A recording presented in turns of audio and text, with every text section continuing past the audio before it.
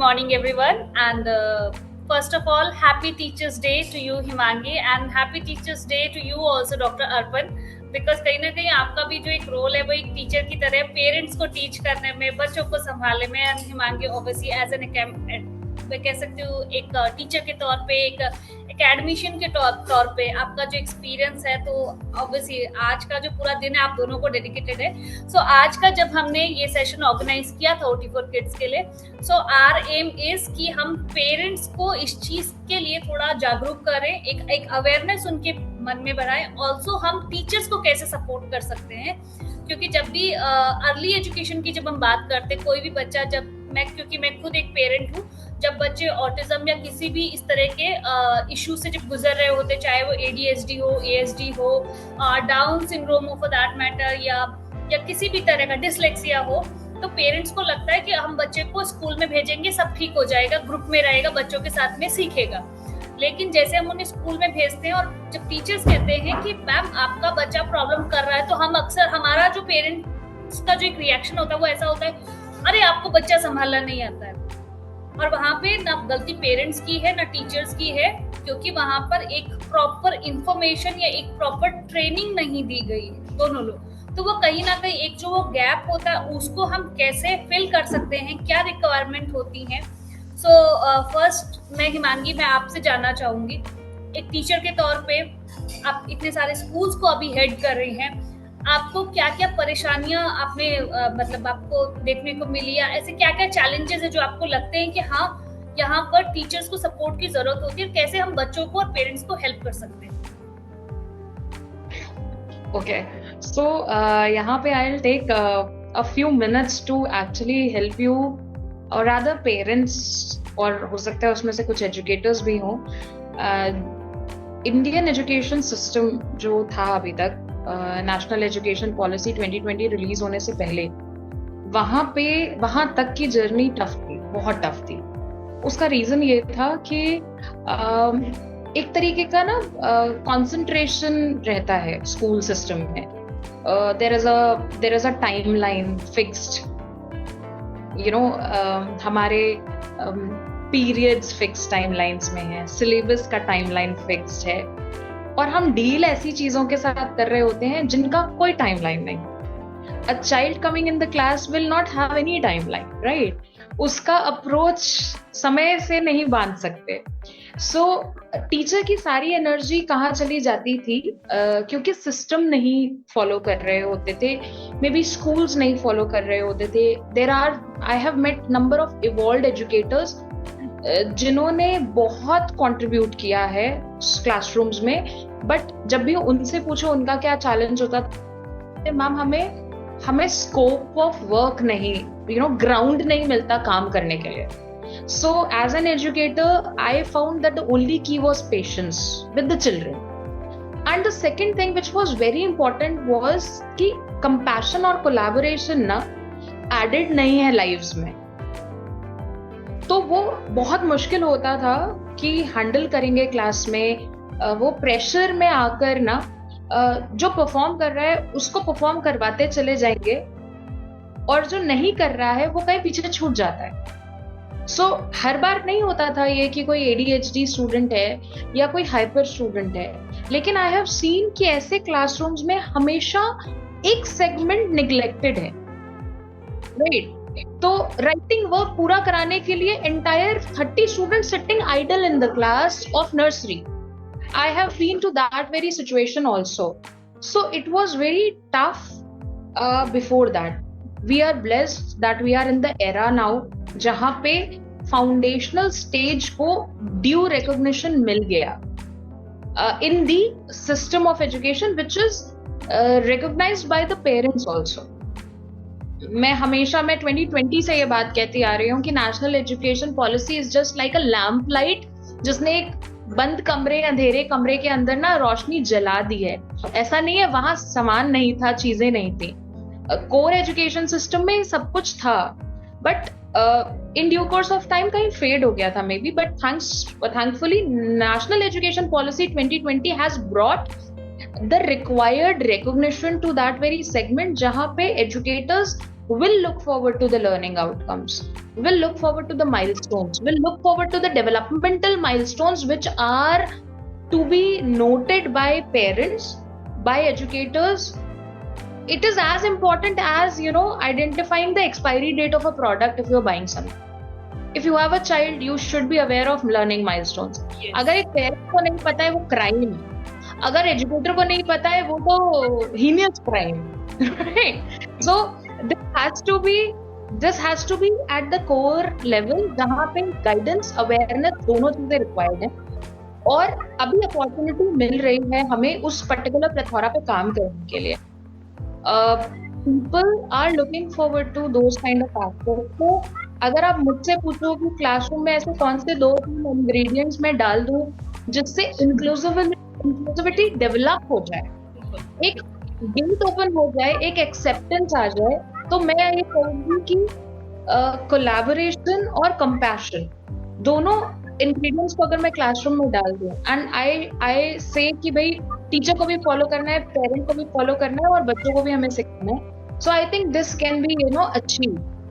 क्योंकि फिर ना 4 years old, 3.8 years old can handhold a 3.2 years in a very good way.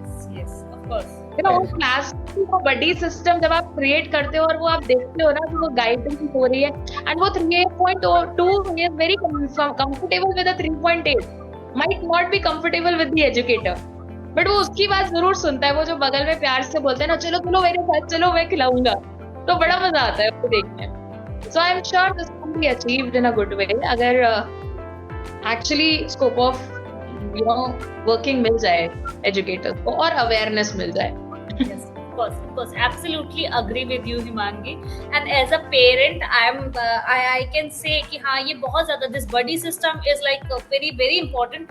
Also, teachers के लिए भी एक अवेयरनेस और काइंड ऑफ अ ट्रेनिंग, जो कहीं ना कहीं मुझे लगता है एक स्कूल का या मैनेजमेंट का इसमें एक बहुत बड़ा रोल होता है कि हमें इस तरह की वर्कशॉप अपने स्कूल में ऑर्गेनाइज करनी चाहिए जिसमें टीचर्स और पेरेंट्स का भी पार्टिसिपेशन हो, ताकि हम इन सारी चीज़ों के प्रति हम उनको जागरूक कर सकें।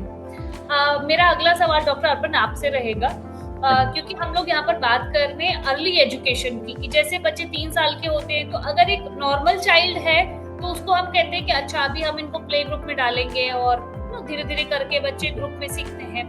तो सर, आपके पास में जब पेरेंट्स आते हैं तो स्कूल को लेकर के उनके मन में क्या डाउट्स होते हैं और क्या आप उन्हें एडवाइस करेंगे कि हाउ टू मेक बच्चा रेडी फॉर दैट, कि हम बच्चे को कैसे प्रिपेयर करें कि वो एक इंक्लूसिव स्कूल में या प्ले ग्रुप में वो जा सके और सीख सके?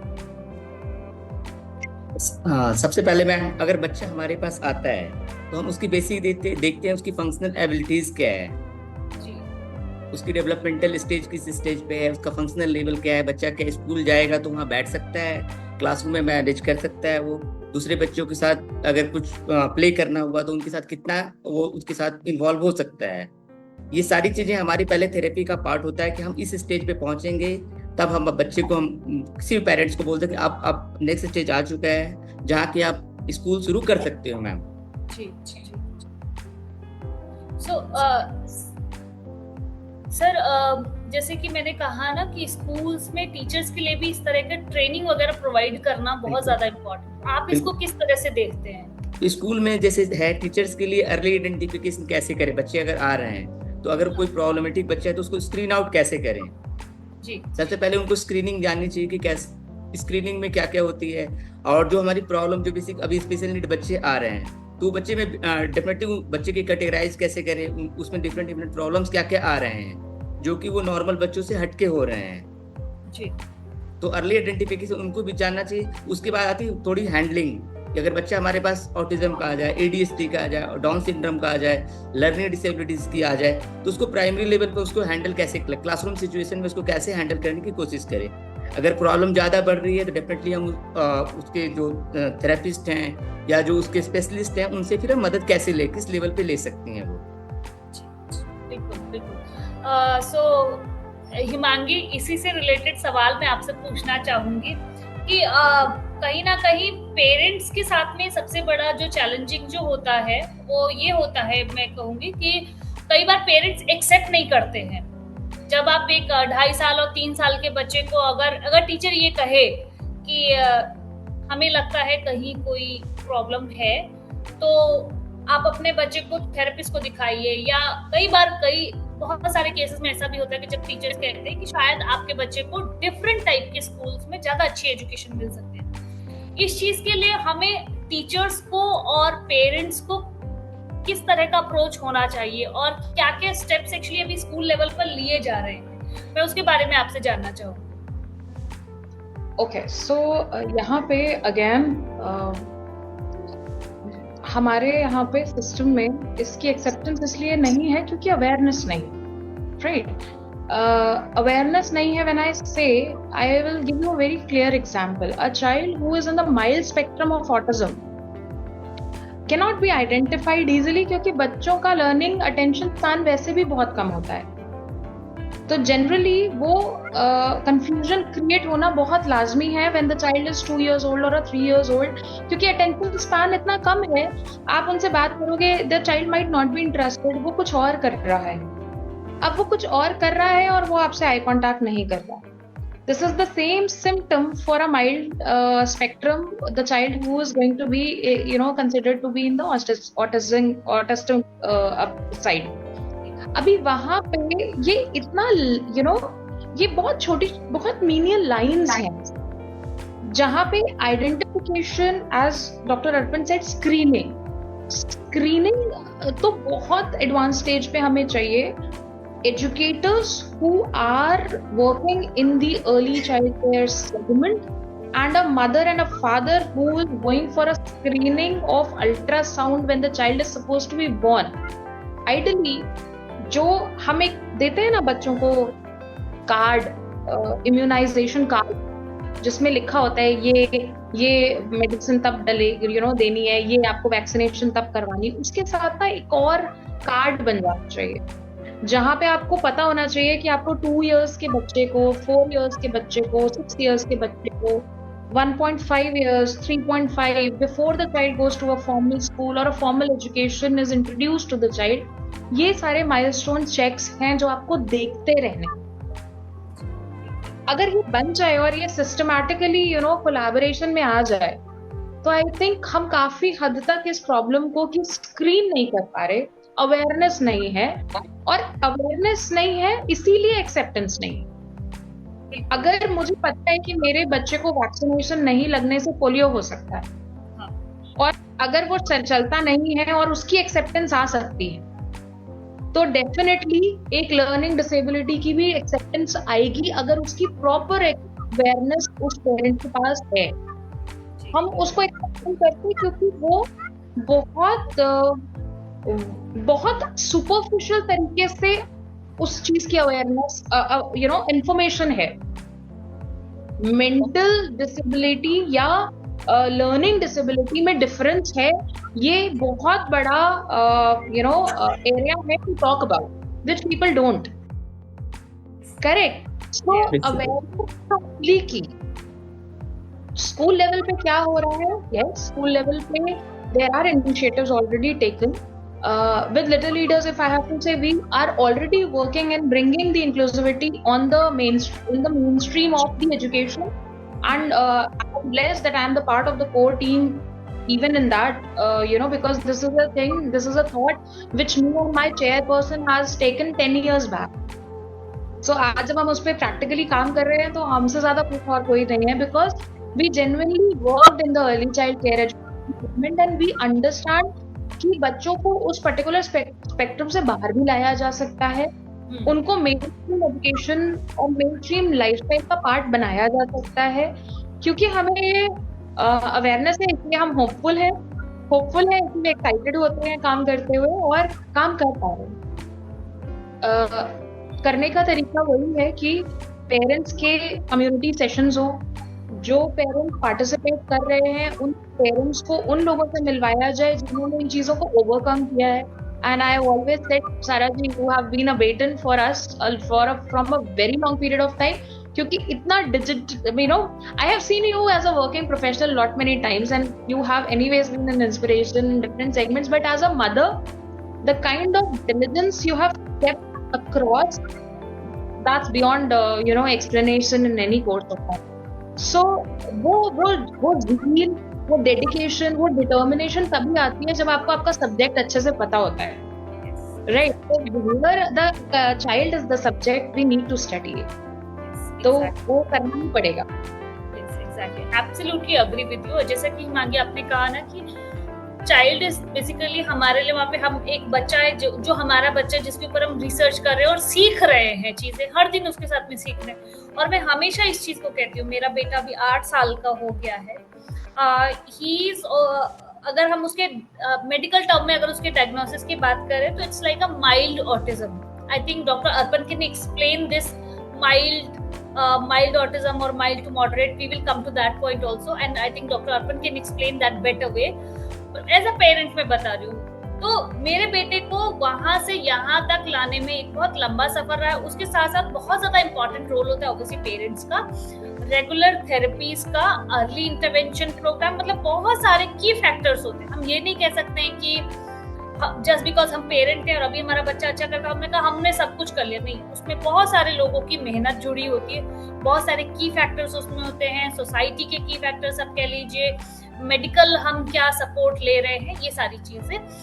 मेरा अगला सवाल डॉक्टर अर्पण आपसे है, जैसा हिमांगी ने कहा कि स्क्रीनिंग तो एक बहुत बड़ा शब्द हो जाता है, क्योंकि शायद अभी भी हम एज अ सोसाइटी अभी हम वहां पर नहीं पहुंचे जहाँ पे हम मेंटल हेल्थ या यूं कहें कि किसी भी तरह की मानसिक कमी कह लीजिए, इसको कमी कह लीजिए, या मैं हमेशा कहती हूँ कि डिफरेंट नॉट लेस, अलग है पर किसी से कम नहीं है।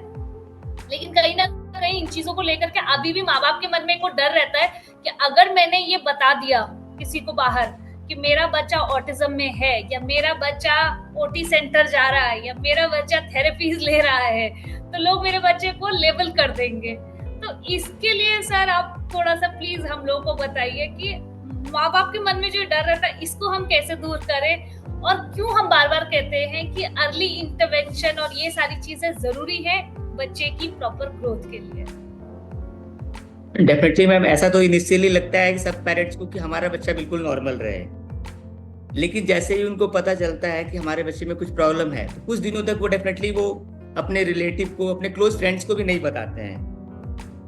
लेकिन जैसे जैसे समय गुजरते जाता है, बच्चे की प्रॉब्लम बढ़ते जाती है, नॉट घट रही है, बढ़ रही है, तो उनको चाहिए कि अर्ली स्टेज में ही अपने पेरेंट, अपने जो भी उनके क्लोज फ्रेंड्स हैं, सोसाइटी में जो भी हैं एजुकेटेड, उनसे बात करें। उससे क्या होगा, लोगों की और भी कहाँ अप्रोच कर सकते हैं, उसके स्पेशलिस्ट कहाँ अवेलेबिलिटी है और कहाँ सर्विसेज अच्छी मिल रही है, डेफिनेटली उस चीज़ों के बारे में और आइडिया उनको लग सकता है। और ये चीज़ें वो छुपाते हैं कि सोशल स्टिग्मा तो है ही, क्योंकि हमारा सोसाइटी एक्सेप्ट नहीं कर पा रहा है।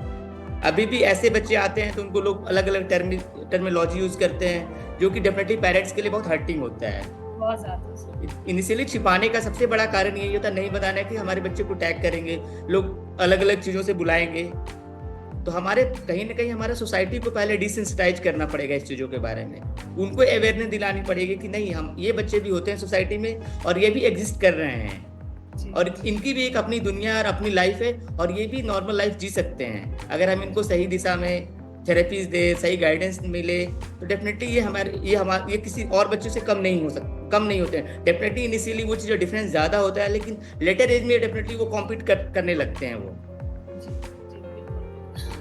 डॉक्टर साहब, एक और सवाल इसी से जुड़ा हुआ है कि क्या मैं आपसे पर्सनल सेशन में मैं हमेशा आपसे पूछती हूँ, जब भी मैं नोरा को थेरेपी के लिए लेके, तो मेरा हमेशा सवाल ये होता है, क्या ये बच्चे इंडिपेंडेंटली अपनी लाइफ जी पाते हैं? और कहीं ना कहीं जैसे हमारी सोसाइटी में ये होता है कि ये बच्चे हम लोग कह सकते हैं कि इंटेलिजेंस में बाकी बच्चों से कम होते हैं, तो क्या ये मतलब एक मिथ है या फैक्ट है? इसके बारे में हमें थोड़ा ये मैम प्योरली मिथ है।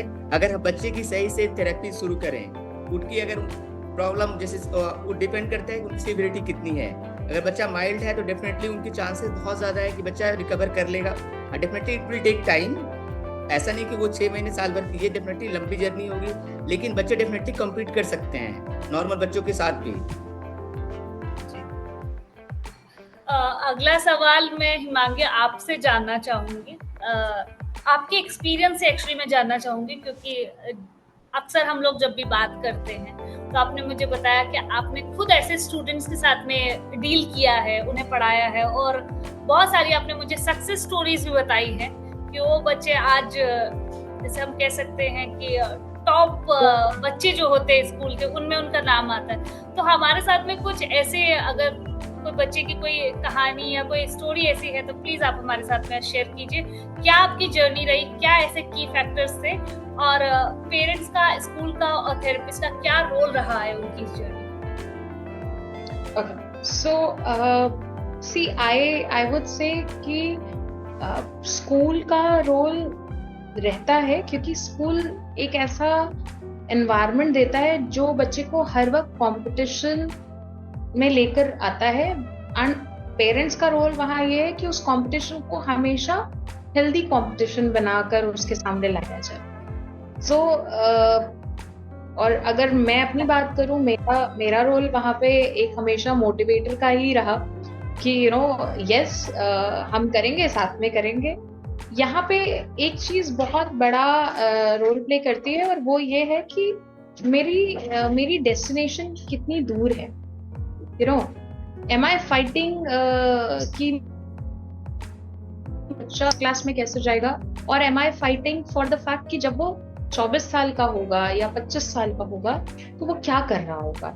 Right, I have been educator, मेरा सब्जेक्ट मैथमेटिक्स रहा। मेरे पास हर साल न्यूमरस पेरेंट्स रहते थे जहाँ पे they used to come and they used to say ma'am 9th में मार्क्स नहीं आ रहे, 10th में बच्चा प्री बोर्ड में मार्क्स नहीं आ रहा। सो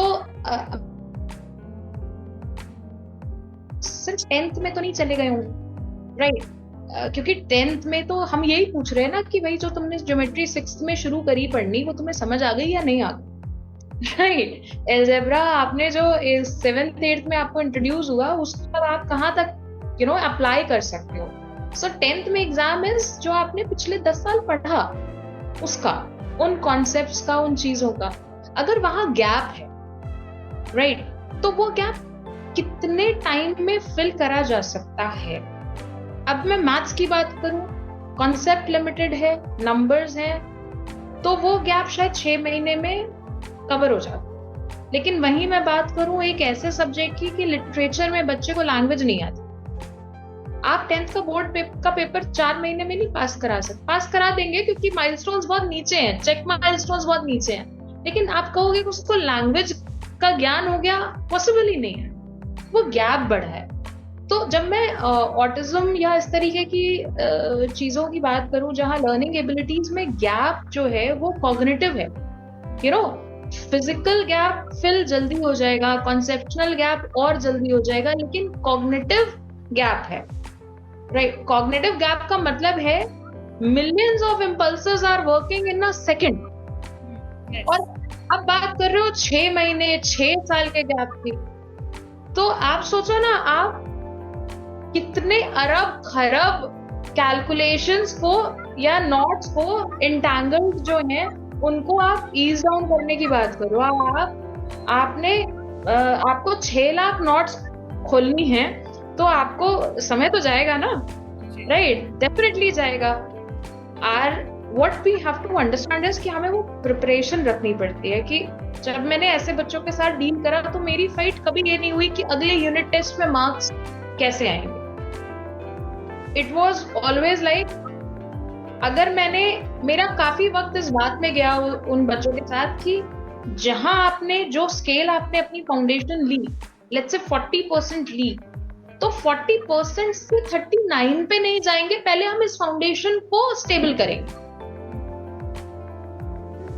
जब वो स्टेबल हो गई, जब पैरों में जान आ गई, जब मालिश करके करते हैं ना बच्चे को बड़ा, तो टांगों में जान लाने के लिए पहले टाइम लगाते हैं, तब बच्चा 2.5 साल में शुरू होता है। तो कोई नहीं कहता कि नहीं चल रहा बच्चा 9 महीने में, राइट? सो सेम थिंग कि पहले मेरी फाउंडेशन स्ट्रांग हुई, मुझे पता है अब इससे नीचे नहीं जाएगा, अब सर्वाइवल हो गया।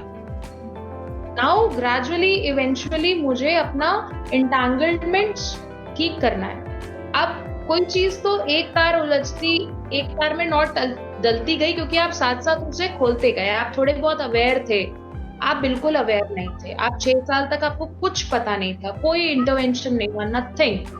तो पता नहीं कितनी बार आपने उस सीधे धागे को, जो थोड़ी बहुत गांठें आ रही थी जिसमें, उसको और उलझा दिया। Maybe by adding some experience, maybe by giving some statement, by bringing the child to a situation जहाँ उसने अपना defense mechanism use किया और वो और उलझ गया। I'm getting goosebumps right now because I have seen those aspects कि एक statement का भी बच्चे पर impact आता है। We should be aware of the fact that there has to be an assertive communication. हम normally जो बच्चा IQ के लेवल पे या अंडरस्टैंडिंग के लेवल पे बहुत अच्छा परफॉर्म कर रहा है, उसके साथ भी असर्टिव स्टेटमेंट्स यूज करते हैं। एक बच्चा जो वहां पे वीक है, उस जगह पे वीक है, उसको अगर हम किक करते रहेंगे, इधर उधर पिंग पोंग कराते रहेंगे, आज मामा ने ये बोल दिया, देखो तुम्हारे साथ ऐसा हो गया, चाचा ने ये बोल दिया, तो उसकी गलती ही नहीं है। So it is very important कि स्कूल्स और पेरेंट्स लें और थोड़ा सा ढीठ हो। बिल्कुल बिल्कुल, absolutely agree with you Himangi. और हाँ, मैं हर बार ये कहती हूँ कि मैंने बंद करने पड़ेंगे कुछ जगह, आपको अपने बच्चे को ओन करना पड़ेगा। you need to own your child. You cannot just make a prestige issue, because मेरा तो बहुत simple question होता है उस केस में। I hope I am audible right now. yes, कि मैं अपने बच्चे के साथ बहुत मस्ती करती हूँ और मैं उसको भी हमेशा यही बोलती हूँ, बुद्धू मम्मा खुद ही सामान रख कर भूल जाती है, कैसे तुमको डांटेगी, राइट? सो आपने क्या किया है, आप वो भी बता दो। you yourself can evaluate your own self ना। आप अपने बच्चे को अपना प्रेस्टीज की ट्रॉफी मत बनाइए, राइट? थोड़ा ढीठ हो जाइए, थोड़ा ओनरशिप ले लीजिए कि ये मेरा बच्चा है, ये मेरा प्रोजेक्ट है, मैं ऐसे सुंदर बनाऊं। सो आई थिंक उतना करना is enough for any parent. Absolutely absolutely, I think ये जो बात है, ये मैंने अपनी जर्नी में सीखी और हर दिन मैं सीखती हूँ कि क्या मैं हर चीज में परफेक्ट हूँ, नहीं हूँ, तो मैं अपने बच्चे को कैसे इस चीज के लिए पुश करूँ कि नहीं, तुमको सब कुछ परफेक्ट करना है। अर्पण सर, आज के इस सेशन का आखिरी सवाल मैं आपसे पूछना चाहूंगी। जैसा हिमांगी ने कहा, उन्होंने एक एग्जांपल से बताया कि बहुत टाइम जब निकल जाता है बच्चों का और पेरेंट्स को पता ही नहीं चलता, या कहीं ना कहीं कह लीजिए कि पेरेंट्स कई बार उस पे कह सकते हैं कि वो डिक्लाइन कर देते हैं या वो मानना ही नहीं चाहते कि कोई प्रॉब्लम। तो अगर कोई बच्चा है, मान लीजिए वो 6 साल 7 साल का हो चुका है, और हमने अक्सर ऑटिज्म में, जो मेरी जो जानकारी है, बहुत सारे बच्चे वर्बल भी होते हैं लेकिन उनके बिहेवियरल इश्यूज होते हैं, वो बातचीत करेंगे सब कुछ, लेकिन उनके बिहेवियरल इश्यूज बहुत ज्यादा होते हैं। इस वजह से कई बार घर में या पेरेंट्स को लगता है कि हमें थेरेपिस्ट की या डॉक्टर की सलाह की कोई जरूरत नहीं, लेकिन जब स्कूल से बार बार कंप्लेन आती है तब वो कहीं ना कहीं डॉक्टर्स को और जो एक्सपर्ट्स हैं उनको अप्रोच करते हैं। इस केस में से मेरा सवाल ये है कि अगर कोई बच्चा एक पर्टिकुलर एज को क्रॉस कर चुका है, 6, 7, 8, क्या उसके बाद में थेरेपीज उतनी ही इफेक्टिव होती हैं, या हमें सिर्फ अर्ली इंटरवेंशन से ही बच्चों को सपोर्ट, मतलब मैं बस ये जानना चाहती हूँ कि अगर कोई बच्चा डिले हो चुका है, उसकी एज एक निकल चुकी है, एक अर्ली एज जो होती है, और अब वो 6, 7 या 8 साल की उम्र में है, क्या हम उसको थेरेपीज प्रोवाइड करा सकते हैं, और ये थेरेपीज कैसे बच्चे को हेल्प करेंगे? मैम, इसमें सबसे पहला हमारा जो रहता है, जितनी जल्दी हमारे पास बच्चे आते हैं उतनी जल्दी उनकी रिकवरी के चांस होते हैं, जितनी जल्दी उतना बेहतर। जितनी उनके आने में लेट होगी, प्रॉब्लम उतनी ज़्यादा बढ़ती जाएगी, बिहेवियरल इश्यूज होंगे, तो उसको मैनेज करना डेफिनेटली कहीं ना कहीं थेरेपिस्ट के लिए, पेरेंट्स के लिए मुश्किल होगा। अगर थेरेपीज हम अगर जितनी जल्दी शुरू करते हैं, 2 से अगर 3-4 साल तक भी शुरू करते हैं, अगर बच्चे माइल्ड हैं तो डेफिनेटली उनके चांसेस बहुत ज़्यादा है कि 70 to 80% तक बच्चे रिकवर हो जाएंगे।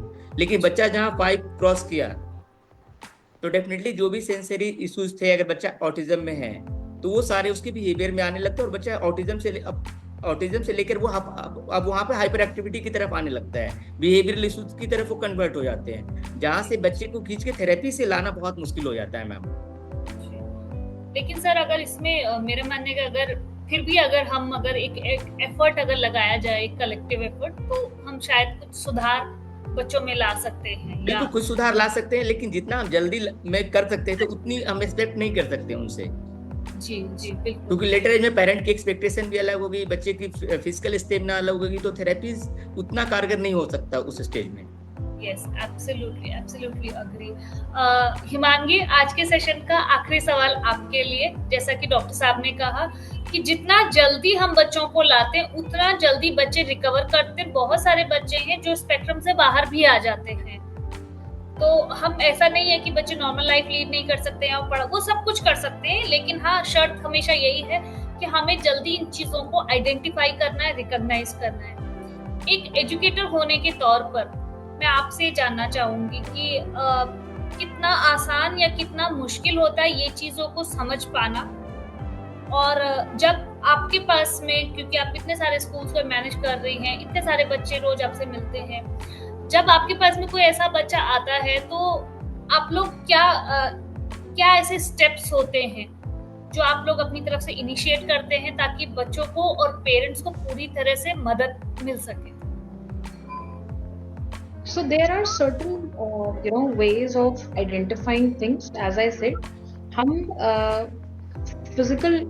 motor skills, fine motor skills, gross motor skills, and sensory. ये चीजें evolved educators look forward to these things, right?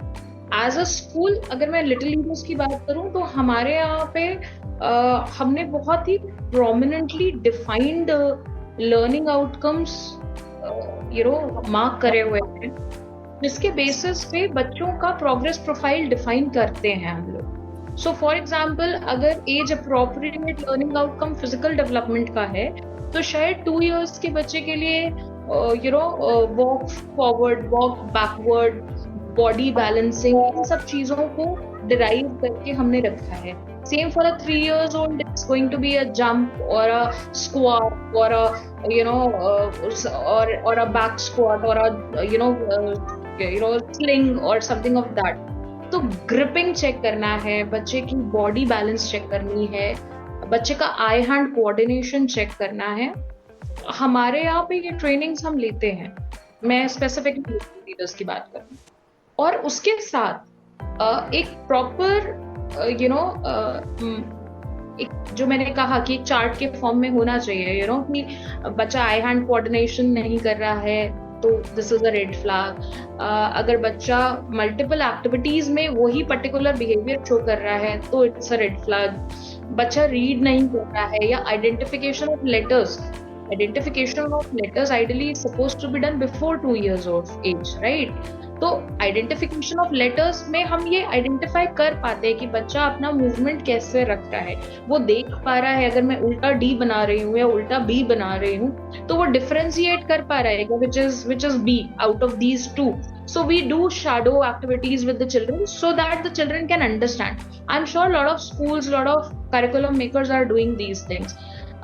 जो कन्वेंशनल स्कूल्स हैं, जहाँ एजुकेटर्स इतने इवॉल्व नहीं है, ट्रेन नहीं है, वहाँ मैं बल्कि प्रपोज करती आई हूँ आज तक भी, और अभी आपके प्लेटफॉर्म के जरिए ये बोलना चाहूंगी that the people who are dedicatedly working for these things should reach out to conventional schools and align themselves with the educators training program, and then create awareness on those grounds. So there are evolved coordinators, there are evolved principals out there who would love to talk about these things. थोड़े बहुत sessions से बहुत सारे changes पे काम करा जा सकता है। माइंडफुलनेस की क्लासेस होते हैं, and yes, doctor Arpin is very right, and I give this credit to Bournvita, जिन्होंने भगवान की दया से लोगों को ये बता दिया कि बच्चे का मैक्सिमम विकास 5 साल तक ही होता है, तो प्लीज उस विकास के टाइमलाइंस को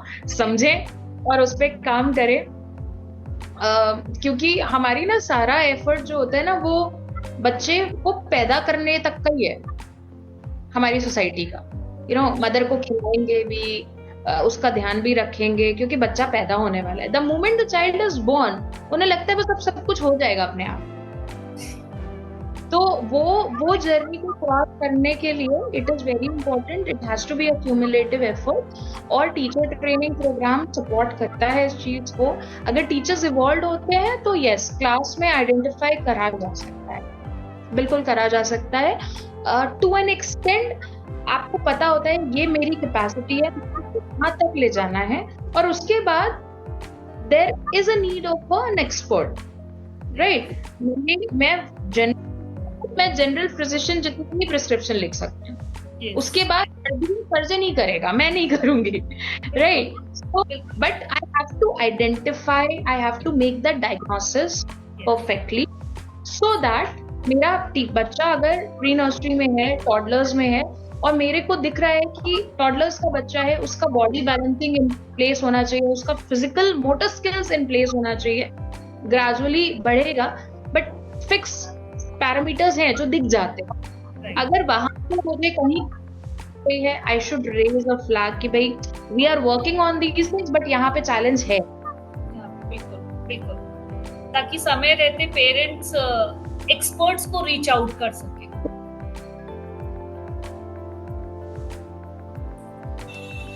हिमांगी, आई थिंक हम कुछ नेटवर्क का इश्यू फेस कर रहे हैं। क्या है, उन ग्राउंड्स पे काम करने के रिस्पॉन्स मिलता है, आई एम श्योर मिलता है। So thank you so much once again. Happy Teachers Day.